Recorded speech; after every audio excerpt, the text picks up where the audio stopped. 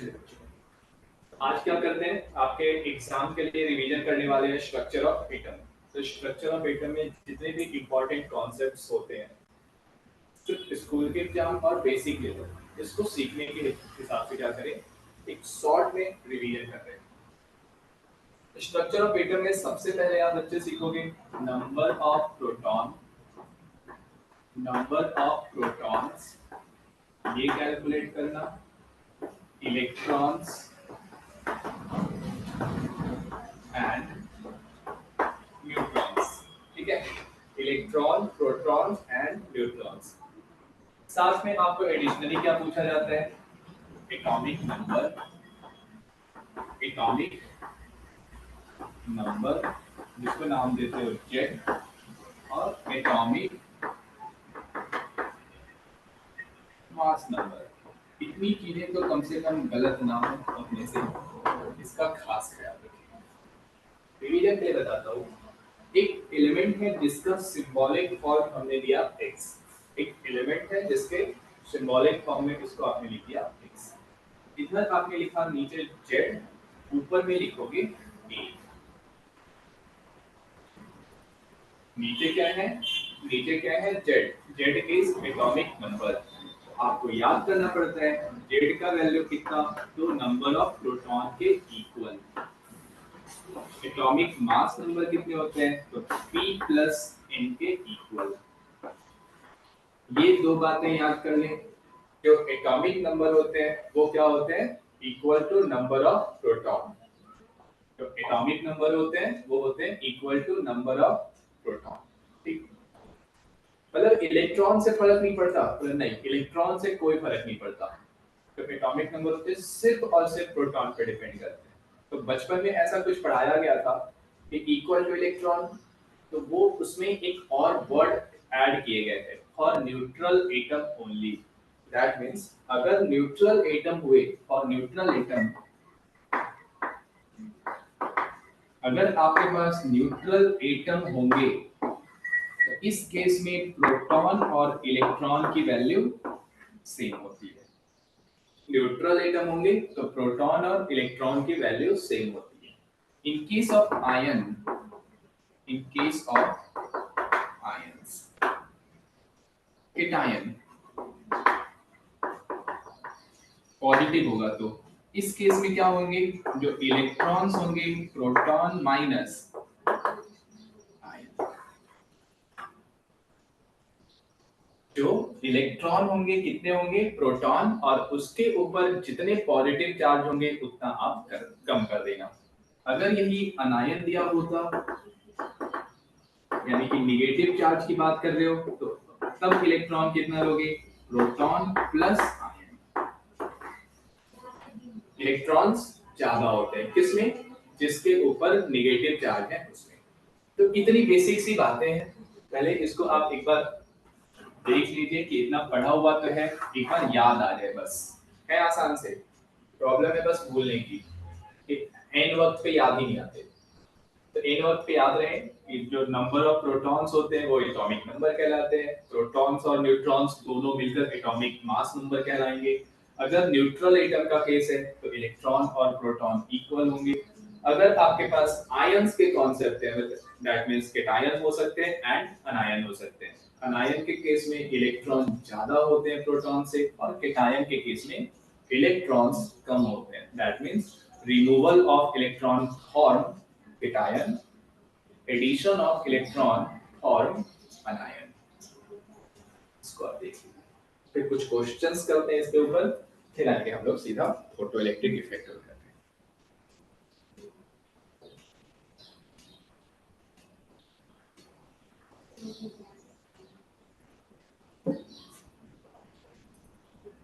एक दो क्वेश्चन करा देता हूं, इसके बेसिस पे अब एक दो क्वेश्चन कर लो। पेपर पेन लेकर बैठना, थोड़ी बहुत चीजें आपको नोट करनी चाहिए। अगर आपके पास एक एलिमेंट दिया हुआ है x, और यहाँ पे लिखा है 3 माइनस, कोई एलिमेंट है लिखा हुआ है 3 माइनस, इधर लिखा है 29, और इधर लिखिए इन्होंने 61। आपसे पूछ रहा हूँ proton, electron, neutron, proton, electron,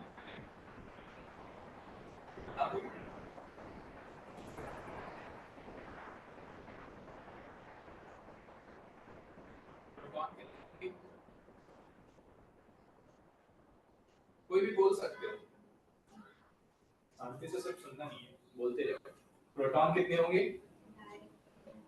29 हाँ 29। दैट मींस यहाँ पे जो है वही वही आपके पास प्रोटॉन है ना। फिर बताओ इलेक्ट्रॉन कितने होंगे? 20 हाँ दो ऑप्शन है आपके पास, 32 या 26, दोनों में से कौन सा? 26 या 32? 32 आएगा। 32 32 आएंगे बिकॉज निगेटिव चार्ज है। निगेटिव चार्ज कब आते हैं? जब इलेक्ट्रॉन ऐड होते हैं। इलेक्ट्रॉन की आप लिखेंगे 29 plus 3, that means 32। Number of neutrons कितने बताओगे?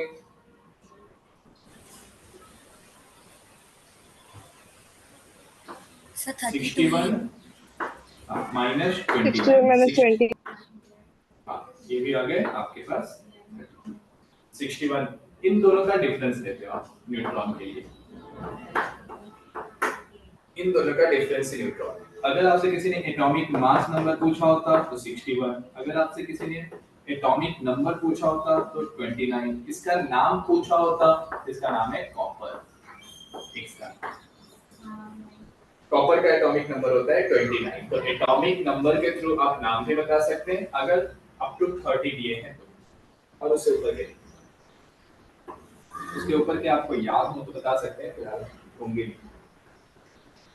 इतनी बातें कर। एक और इसी टाइप का क्वेश्चन कर लीजिए। एक एलिमेंट है वाई, ये ट्रियम नहीं है, ये कैपिटल ए लिख देता हूं मैं,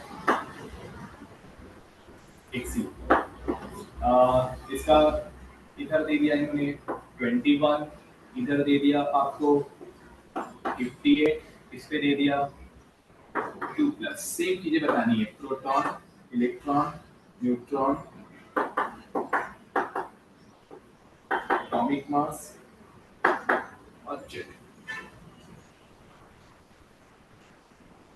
प्रोटॉन बता दो।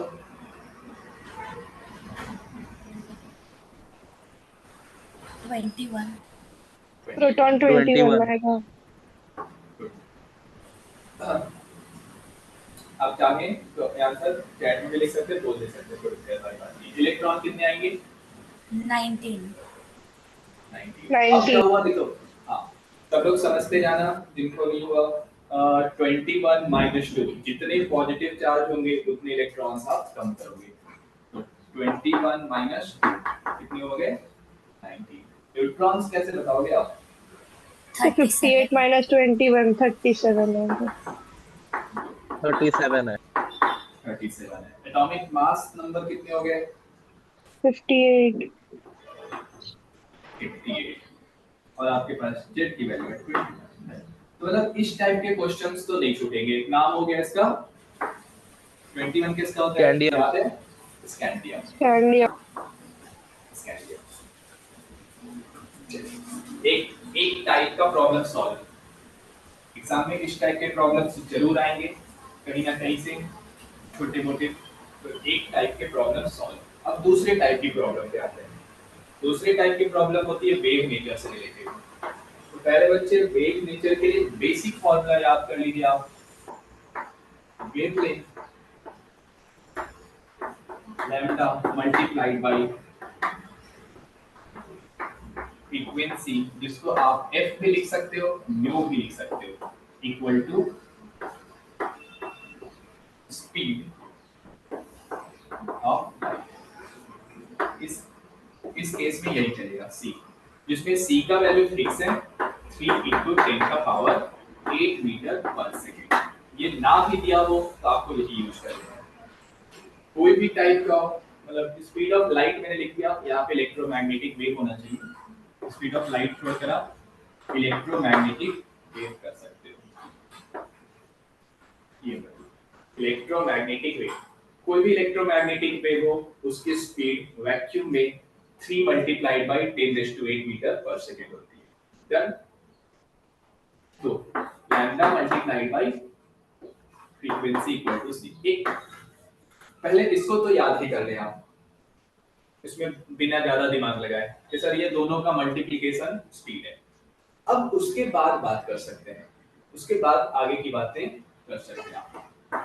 एनर्जी जो होते हैं, एनर्जी जो होते हैं वो डायरेक्टली प्रोपोर्शनल होते हैं फ्रीक्वेंसी के। दैट मींस आप फ्रीक्वेंसी को बढ़ाओगे तो एनर्जी बढ़ेंगे, अगर आप फ्रीक्वेंसी को बढ़ाएंगे तो एनर्जी बढ़ते जाते हैं। तो एक प्लैंक्स कांस्टेंट डाल दो और बता दो यही होता है, E = h। छोटे छोटे फॉर्मूला याद होते जाए, h का वैल्यू याद हो जाए तो बेस्ट, ना तो क्वेश्चन में तो दिए जाते हैं।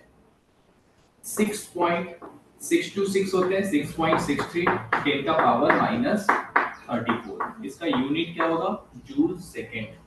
क्यों? फ्रीक्वेंसी को आप लिख सकते हो 1 बाई टाइम पीरियड, फ्रीक्वेंसी को आप लिख सकते हैं 1 बाई टाइम पीरियड। तो टाइम पीरियड इधर आएंगे, एनर्जी का यूनिट जूल, टाइम पीरियड का यूनिट सेकेंड, तो h का क्या हो गया?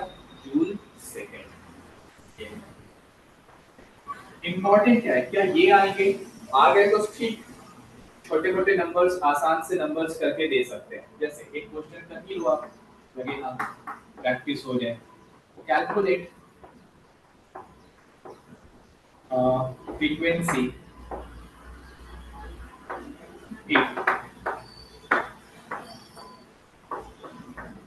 wavelength of electromagnetic wave is 1.5 angstrom। 1.5 angstrom. तो आपको फ्रीक्वेंसी बतानी है, इसका आंसर बता दीजिए आप आंसर बता दीजिए इसको करके। कैलकुलेट फ्रीक्वेंसी ऑफ वेवलेंथ, कोई भी इलेक्ट्रोमैग्नेटिक वेव है जिसका वेवलेंथ गिवन है 1.5 एंगस्ट्रॉम।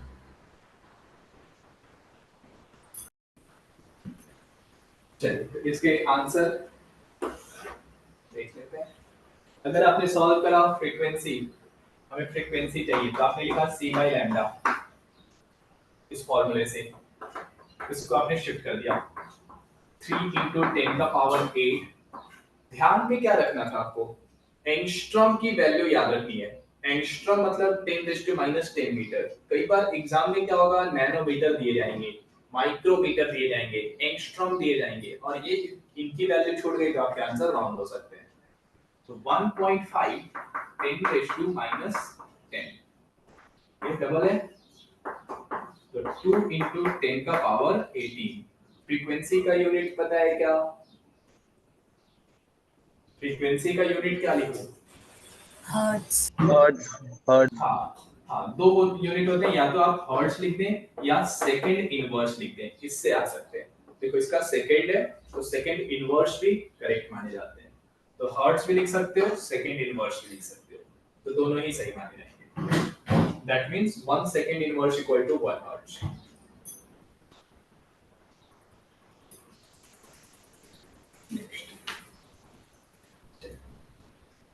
अगर इसी को बोला सेम क्वेश्चन, तो ये है आपके पास फ्रीक्वेंसी, क्वेश्चन इसी है same, calculate energy,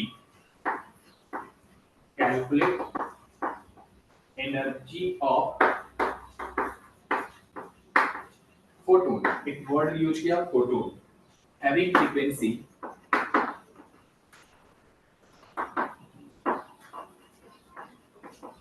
having frequency 2 × 10 का पावर 18 हर्ट्ज। इसको भी आंसर बता देगा।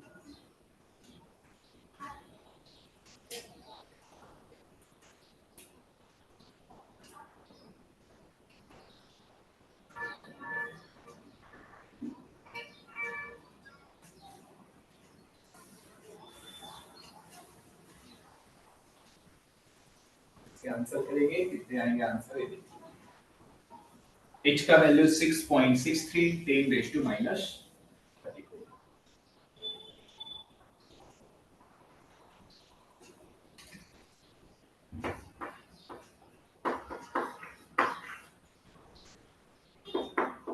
6.63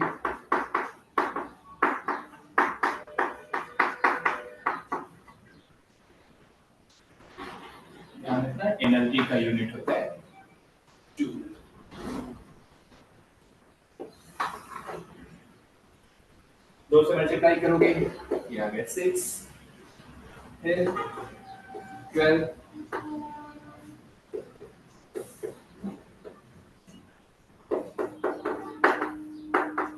34 प्लस 18, 34 प्लस 18 कितने हो जाएंगे -16, 1.32 10 का पावर -15।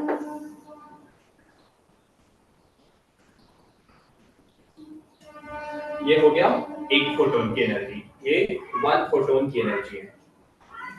अगर किसी ने पूछा होता calculate energy of 1 mole photons, कितने 1 मोल फोटोन्स, तो आप क्या करते सिर्फ और सिर्फ इसी एनर्जी को मल्टीप्लाई कर देते 1 मोल यानी एवोगाड्रोस नंबर से, इसको आप मल्टीप्लाई कर देते एवोगाड्रोस नंबर से तो मिल जाता energy of 1 mole photon.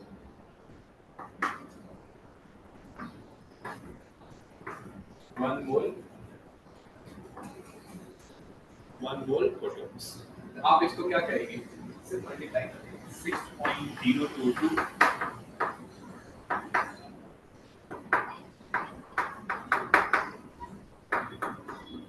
Minus 3 जो भी है 6 से आप डायरेक्ट करेंगे, 022 को इग्नोर किया करो। अगर आपके स्कूल के एग्जाम में ऐसे क्वेश्चन आते हैं तो आप 022 को इग्नोर कर देंगे जो सीबीएसई के स्टूडेंट्स हैं। गुजरात बोर्ड वालों को कैलकुलेटर अलाउड है तो आप लेके चलिए।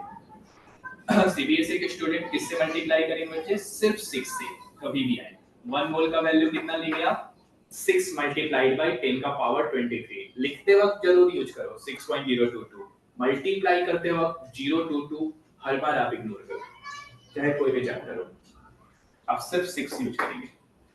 6 into 2 12, 6 into 3 18, 6 10 का पावर 8। जूल नहीं छूटना चाहिए।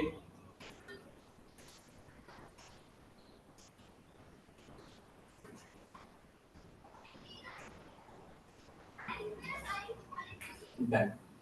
ये हो गया किसी भी मतलब किसी भी फोटोन का आप क्या कर सकते हैं, वेवलेंथ दिया है तो फ्रीक्वेंसी कैलकुलेट कर लें, अगर फ्रीक्वेंसी दिया हुआ है तो आप वेवलेंथ कैलकुलेट कर सकते हैं, दोनों में से कुछ भी एक दिए हो तो आप एनर्जी भी बता सकते हैं। किसी भी इलेक्ट्रोमैग्नेटिक वेव का एनर्जी निकालना आया क्या, एनर्जी इक्वल टू आपने क्या पढ़ लिया, n multiplied by h new, या n multiplied by h new को आपने लिखा था c बाय लैम्डा। दोनों में से कोई भी फार्मूला यूज करिए, आप समझ जाएंगे। जब वेवलेंथ दिया हो तो ये यूज करना, फ्रीक्वेंसी दिया हो तो ये यूज करना, आप इंटरचेंज करके निकाल सकते हैं, 2 स्टेप में आंसर लाना। अब आप आज सीखेंगे फोटो इलेक्ट्रिक इफेक्ट, इंपॉर्टेंट, ये आपके एग्जाम में आ सकते हैं, फोटो इलेक्ट्रिक इफेक्ट।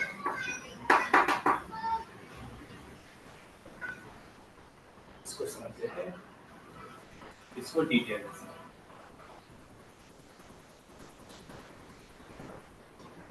फोटो का मतलब होता है लाइट, फोटो का मतलब है लाइट। अगर कोई भी लाइट किसी मेटल सरफेस के ऊपर गिरेगा, किसी मेटल सरफेस के ऊपर गिरेगा तो एक चांसेस है कि इलेक्ट्रॉन एनर्जी को गेन करेंगे और वो बाहर निकलेंगे। बाहर निकलना मतलब दैट मींस सरफेस पे ट्रैवल करना। जो इलेक्ट्रॉन रिवॉल्व कर रहे आउटर मोस्ट ऑर्बिट में, वो न्यूक्लियस के साथ कहीं ना कहीं बाउंडेड है, तो अगर उसको एनर्जी मिल जाए तो वो क्या होता है, बाहर निकल जाता है। अगर वो बाहर निकला तो उस फिनोमेना को आप नाम देंगे फोटो इलेक्ट्रिक इफेक्ट। फिर से बता रहा हूँ, बाहर निकलना मतलब मेटल के सरफेस पे ट्रैवल करना, हवा में नहीं निकल जाना। कभी भी इलेक्ट्रॉन एयर में ऐसे ट्रैवल नहीं कर रहे होते, वो सरफेस के ऊपर घूम रहे होते हैं, बस अपने बॉन्ड को तोड़ चुके होते हैं, उनका अट्रैक्शन किसके साथ, प्रोटॉन के साथ जीरो हो चुका होता है, तो उसको काउंटर बैलेंस करना। खैर, आप एग्जाम में लिखेंगे क्या, what do you mean by photo electric effect. आप एग्जाम में क्या लिखेंगे, इसको ऐसे बताओगे, व्हेन इंसिडेंट लाइट या वेट जो भी, fall on metal surface, then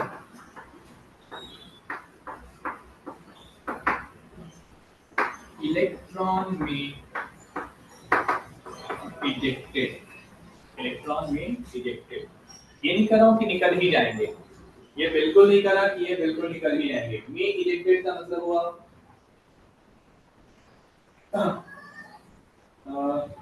में ejected, इसका मतलब क्या हुआ, इलेक्ट्रॉन में ejected कि निकल सकते हैं, अगर उसको सफिशिएंट एनर्जी मिल जाए तो। When incident light fall on metal surface, then electron may ejected. This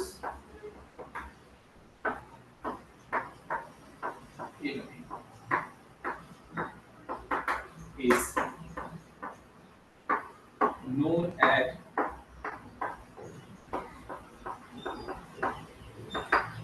photoelectric. This phenomena is known as photoelectric effect.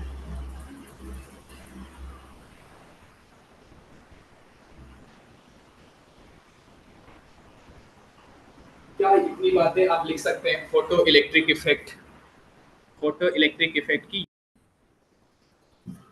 बोला कि फोटो इलेक्ट्रिक इफेक्ट कब होने वाला है, बोला कि अगर सफिशिएंट एनर्जी मिल जाए तो, अगर सफिशिएंट एनर्जी मिल जाए तो।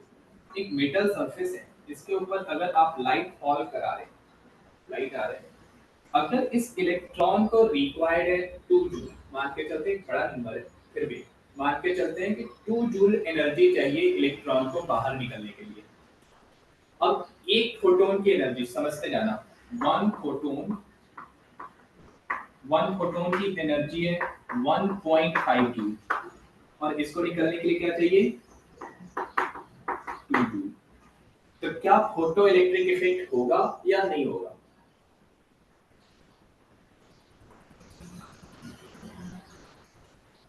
क्या फोटो इलेक्ट्रिक इफेक्ट होंगे या नहीं होंगे? बताओ जरा।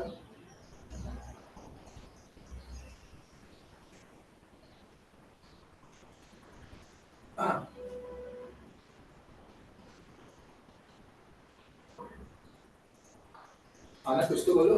कम एनर्जी है ना, आप जो सप्लाई कर रहे हो कितना है 1.5 जूल। वर्क फंक्शन कितने होंगे, वर्क फंक्शन कितने होंगे 2 जूल। तो ऐसे केस में फोटो इलेक्ट्रिक इफेक्ट नहीं होते।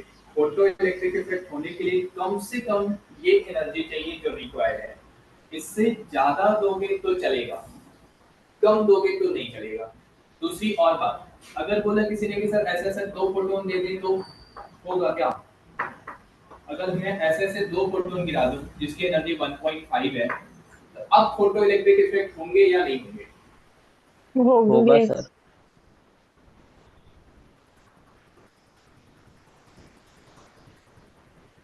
नहीं होंगे, नहीं होंगे ना।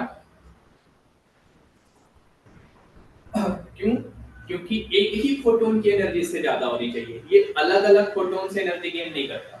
ऐसा नहीं है कि आप 1.5 के 3-4 दे दोगे, बोलोगे चलो नहीं दो, ऐसा नहीं होता। सिंगल फोटोन की एनर्जी वर्क फंक्शन से ज्यादा होनी चाहिए, सिंगल फोटोन की एनर्जी वर्क फंक्शन से ज्यादा होनी चाहिए।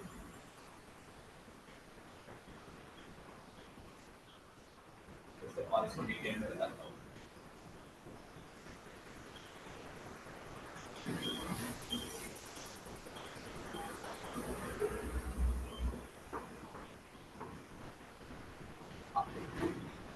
वन इलेक्ट्रॉन वोल्ट, इसकी वैल्यू याद करिए 1.6 10⁻⁹।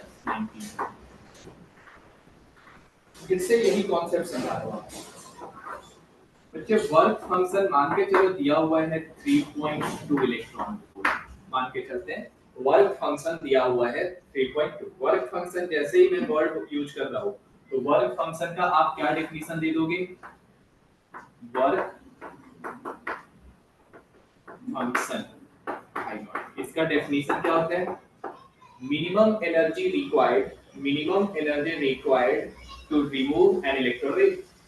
आयोनाइजेशन एनर्जी का ही डेफिनेशन सेम चलेगा, जिसपे फोटो इलेक्ट्रिक इफेक्ट हो जाए। फोटो इलेक्ट्रिक इफेक्ट होने के लिए जो भी मिनिमम एनर्जी रिक्वायर्ड है उसको आपने नाम दिया वर्क फंक्शन। चलो हम इस केस में लेके चलते हैं 3.2 इलेक्ट्रॉन वोल्ट में। अब किसी ने बोला कि सर एक वेवलेंथ है जिसकी वैल्यू 2 into 10 का पावर -5 मीटर है, ऐसा वेवलेंथ लिया, या 3 लेता हूं, 3 into 10 raised to -5 मीटर है। अब पूछ रहा है कि बताओ इस वेवलेंथ को इस पे गिराएं तो वर्क क्या फोटो इलेक्ट्रिक इफेक्ट होंगे या नहीं होंगे, इस चीज को समझना। वेवलेंथ आपको दिया हुआ है, किसी भी मेटल का वर्क फंक्शन आपको बता रखा है। अब आपसे पूछ रहा है कि इसको इसके ऊपर अगर डालें तो क्या फोटो इलेक्ट्रिक इफेक्ट होगा। तो आपको पहले ढूंढनी पड़ेगी इसकी एनर्जी। एनर्जी कैसे ढूंढ लेंगे आप, E equal to hc by lambda. h की वैल्यू 6.63 10 की पावर -34, c कितना 3 into 10 का पावर 8 डिवाइडेड बाय 3 into 10 का पावर 5। कितनी बातें आ गई, -5। इतनी बातों को समझने में तकलीफ तो नहीं है।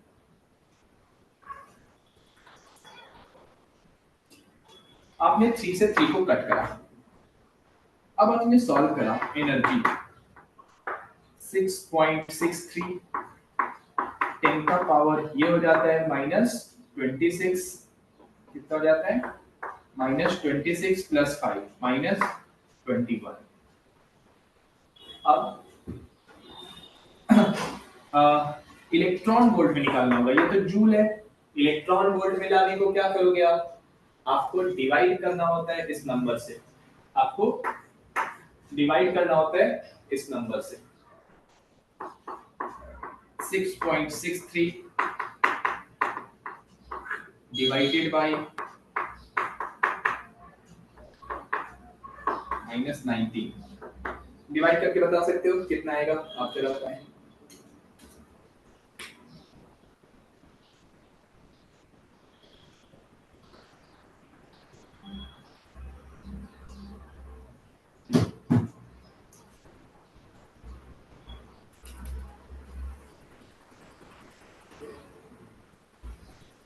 अरे वाह, रुद्राक्ष ज्वाइन हो गया, चलो सब मिल गया ऐसे।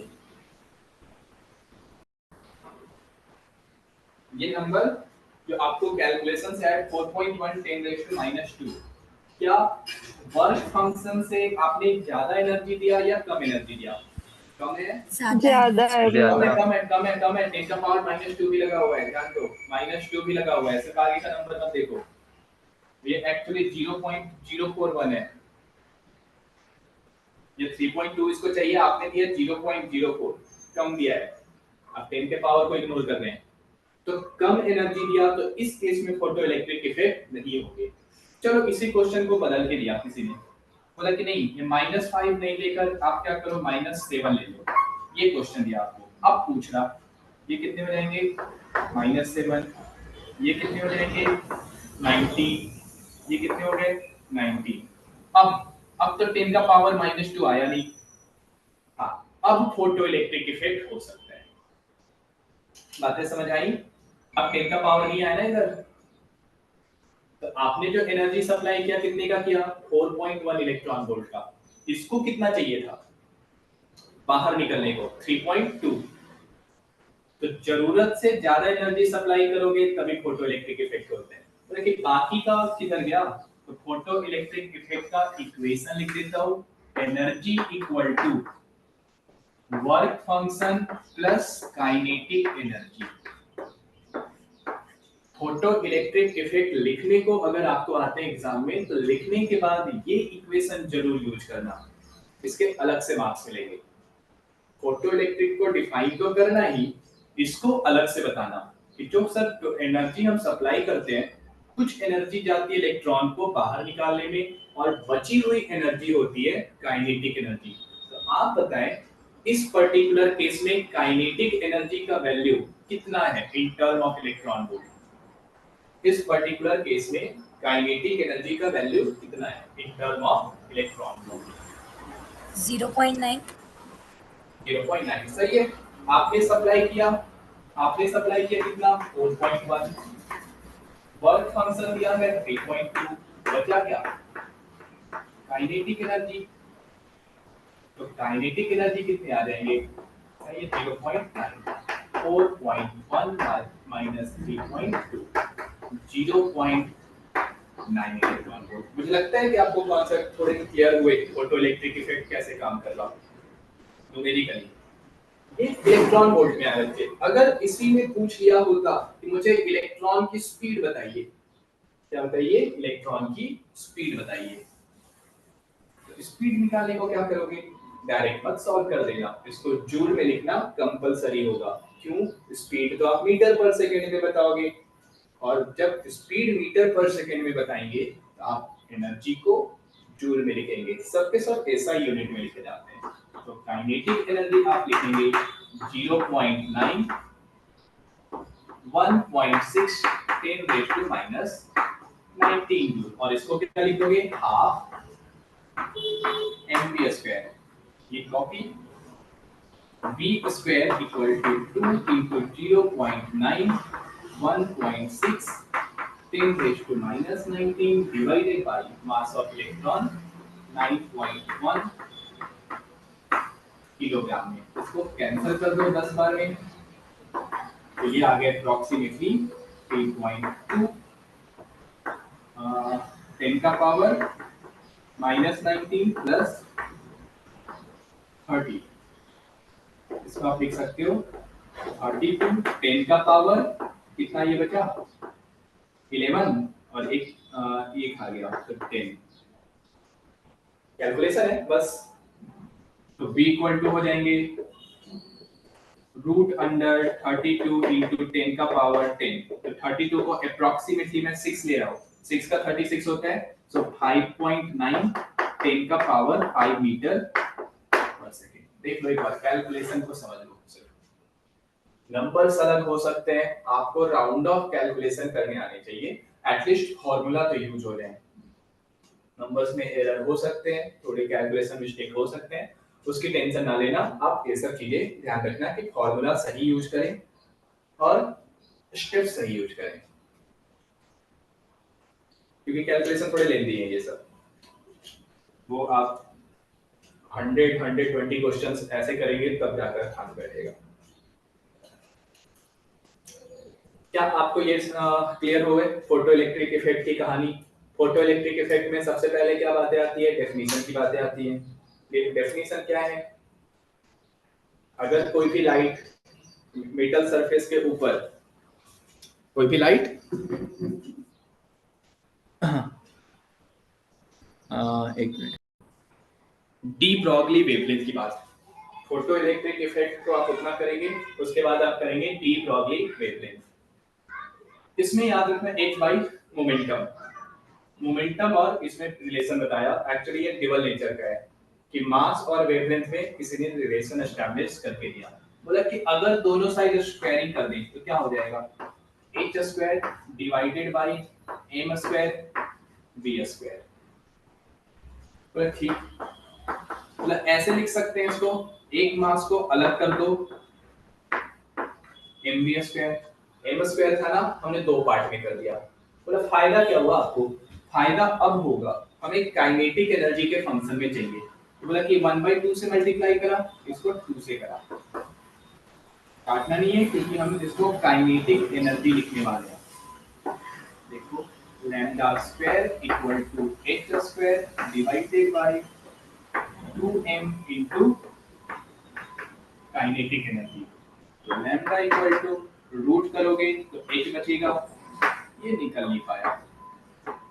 एक और फॉर्मूला बन जाता है, अगर काइनेटिक एनर्जी गिवन हो, अगर काइनेटिक एनर्जी गिवन हो और आपसे बोला जाए कि वेवलेंथ कैलकुलेट करके, तो आप इस तरीके से जा सकते हो। देखो दोनों स्टेप से जा सकते हो, या तो यहाँ से आप वेलोसिटी कैलकुलेट कर लो, इतना अगर नहीं याद तो कोई बात नहीं, कैलकुलेशन थोड़े भारी पड़ेंगे। वेवलेंथ दिया हुआ है, वेलोसिटी बता दीजिए। काइनेटिक एनर्जी दिया है तो भी आप वेलोसिटी कैलकुलेट कर सकते हैं, और वेलोसिटी कैलकुलेट करने के बाद वेवलेंथ बता सकते हैं। तो दो स्टेप में जा सकते हैं आप, या फिर डायरेक्ट इस फॉर्मूले को यूज कर सकते हैं।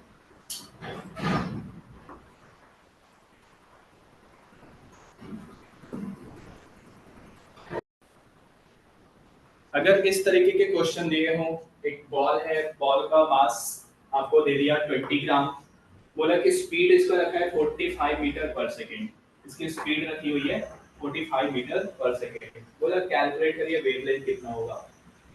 डी ब्रॉगली फॉर्मूला लगा दीजिए, divided by mv, simple process. Electron नहीं है इस बार, 6.6 10⁻34 60 ले सकते हैं। मास कितना किलोग्राम में लेना, 20 × 10⁻³ अगर ये नहीं किया तो आपके आंसर गए 45। 6.63 डिवाइडेड बाय हो गया 900, चलो मैं 9 ले रहा हूँ, 900 × 0.09 10⁻34 गया ना आपका 7 के आसपास जो भी हो।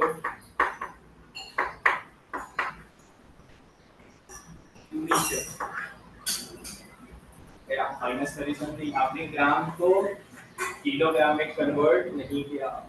अगर आप एसआई यूनिट में वर्क कर रहे हैं तो सबके सब अपनी प्रॉपर यूनिट में होने चाहिए।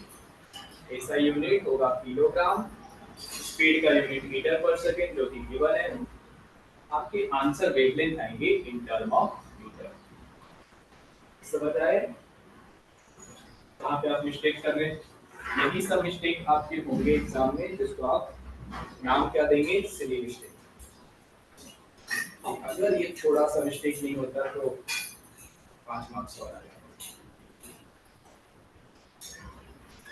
चलिए, ये भी आपका एक एमसीक्यू टाइप का क्वेश्चन है, बहुत बेसिक। ध्यान देना कि कैलकुलेशन ज्यादा नहीं है, 2.18 ऑलमोस्ट 3 में दिया हुआ है। तो आपका मेन यूनिट से आपको आइडिया लगेगा, एक का जूल, एक का किलो जूल और एक का इलेक्ट्रॉन वोल्ट, देखेंगे कौन सा होता है। एक और भी हो सकता है वो आ जाए।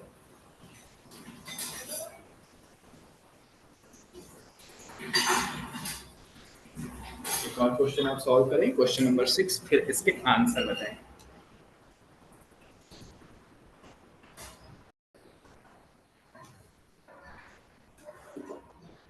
वन मोल इलेक्ट्रॉन की बात कर रहे हो आप, 1 मोल फोटॉन्स की बात कर रहे हो, तो 6.022 10⁻23। वही बोला, इस नंबर को आप इग्नोर करेंगे, कैलकुलेशन में सिर्फ इतना ही लेंगे।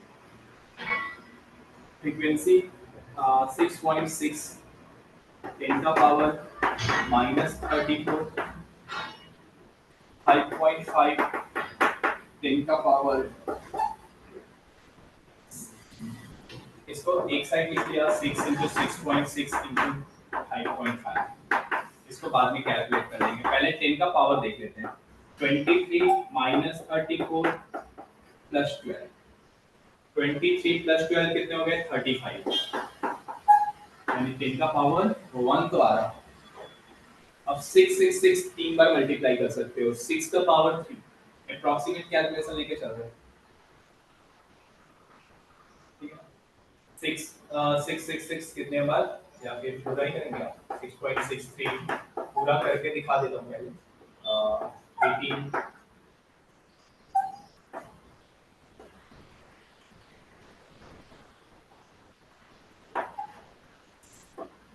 39.78 5.5 कर लेंगे, यही है। मतलब 3 डिजिट में तो आएंगे, 3 डिजिट में तो आने ही है। 6 का पावर 3 करते हैं।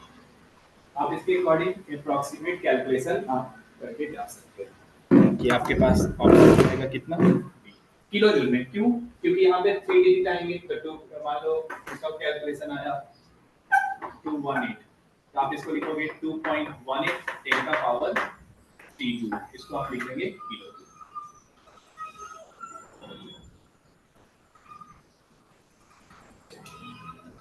एक और लास्ट कॉन्सेप्ट आज का, फिर उसके बाद खत्म करेंगे। अनसर्टेनिटी प्रिंसिपल पढ़ा देता हूँ, हाइजेनबर्ग अनसर्टेनिटी प्रिंसिपल। और एक दिन और लेक्चर में क्वांटम नंबर पूरा सिखा दूंगा फिर से। क्वांटम नंबर एक और online lecture. Heisenberg uncertainty principle याद है आपको? उसका लिए आप लिखते हो delta x into delta p, मतलब change in position and change in momentum की बात कर रहे हो। Delta x is the change in position या uncertainty in position, delta p होते हैं uncertainty in momentum, will be greater than equal to h by। Question solve करते समय सिर्फ इक्वल टू का साइन लगाएंगे आप, ग्रेटर देन का साइन इग्नोर करेंगे। क्वेश्चन न्यूमेरिकल करते टाइम इक्वल टू का साइन यूज करते हैं। डेल्टा पी इसको आप ऐसा लिख सकते हो, मास तो चेंज होने से रहा h by 4 pi, तो मास को आप शिफ्ट कर दो तो delta x into delta v h by 4 pi m, ये यूज कर सकते हैं। और न्यूमेरिकल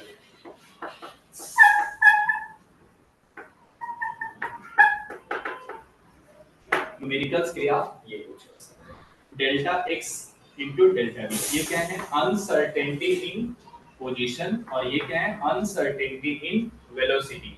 हाइजेनबर्ग का कहना था कि दोनों आप एक साथ डिटरमाइन नहीं कर सकते। जिस टाइम आप पोजीशन में चेंज देखने जाओगे उसके मोमेंटम बदल जाएंगे, अगर आप मोमेंटम कैलकुलेट करने जाओगे तो पोजीशन बदल जाएंगे, लेकिन उन दोनों का प्रोडक्ट हमेशा ग्रेटर देन होगा और इक्वल टू होगा h by 4 pi के।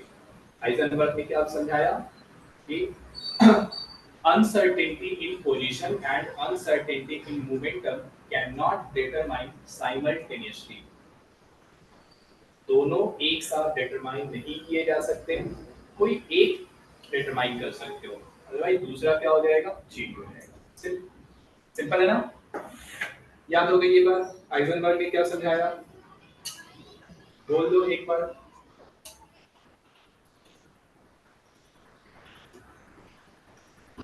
अनसर्टेनिटी दोनों एक साथ। अब एक क्वेश्चन और इसके बेसिस पे एक क्वेश्चन कर लीजिए। क्वेश्चन नंबर 1 ही था शायद, एनसीईआरटी लाइन बाय लाइन का क्वेश्चन नंबर 1 है, the measurement of the electron position associated with uncertainty in momentum, uncertainty in momentum यानी डेल्टा p का वैल्यू इन्होंने दे दिया 5 into 10 का पावर -20 ग्राम सेंटीमीटर पर सेकेंड। अच्छा, अनसर्टेनिटी इन वेलोसिटी पूछ रहे हैं, अनसर्टेनिटी इन वेलोसिटी इनको चाहिए।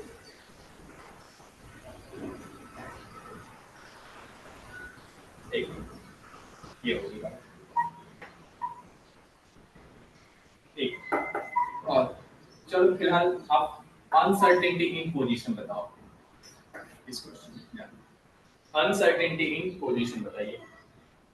मैं इसको यूनिट में बदल के दे देता हूँ, आपका मीटर पर सेकंड में दिया हुआ है, चलो ये ग्राम है ना, ग्राम सेंटीमीटर पर सेकंड। तो आप जो डेल्टा x लाएंगे कौन से यूनिट में आएगा? सेंटीमीटर। डेल्टा x कौन से यूनिट में आएगा? सेंटीमीटर। क्यों? यहाँ पे देख लीजिए सेंटीमीटर पर सेकंड है, ग्राम भी है, यानी कि सीजीएस यूनिट यूज कर रहे हैं। अगर इधर किलोग्राम होते, इधर मीटर होते, इधर सेकंड होते, तो आपके आंसर किस में आते? मीटर में। पोजीशन का यूनिट मीटर या centimetre, in case of SI unit metre, और सीजीएस में आप इसको यूज करते हो सेंटीमीटर। एक बार इसको कैलकुलेट कर लीजिए। आखिरी क्वेश्चन है, इलेक्ट्रॉन की बात हो रही है। इलेक्ट्रॉन का मास मैं बता दूं, एप्रोक्सीमेट आंसर चाहिए 9 into 10 का पावर -31 किलोग्राम। तो इसको आप क्या यूज करेंगे? 9 into 10 का पावर -28 ग्राम, ये यूज करना। ग्राम में है, इसके लिए आप ये यूज करना।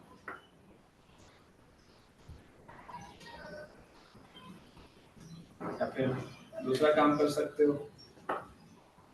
h भी बदल जाएंगे।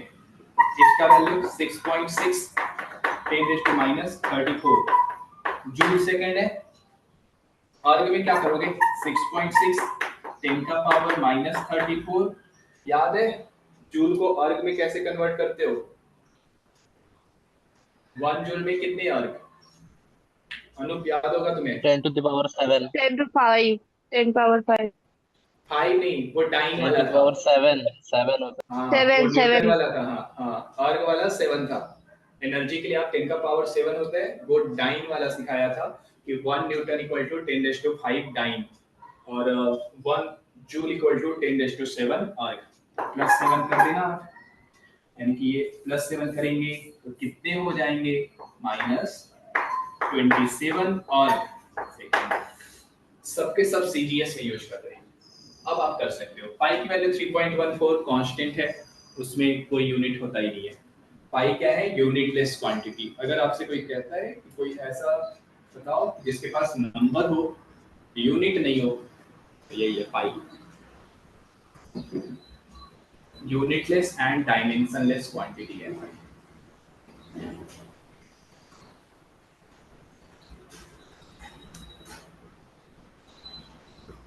इसके फाइनल आंसर बता देंगे।